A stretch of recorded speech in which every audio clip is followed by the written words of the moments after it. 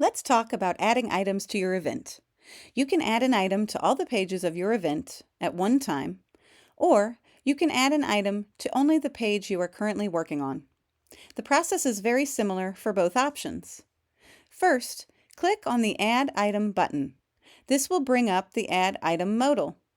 Then find the item or flower you'd like to add and click on either Add to Current Page or Add to All Pages. If you choose Add to Current Page, it will add the item to the page you are currently on.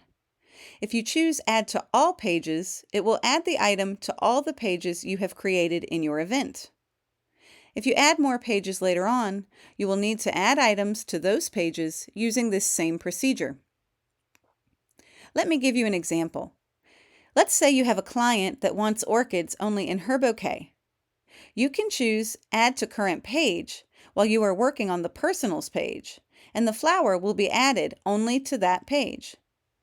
But if the couple wants orchids in the ceremony and reception as well, you can choose Add to All Pages and add this flower to all the pages in the event with one click.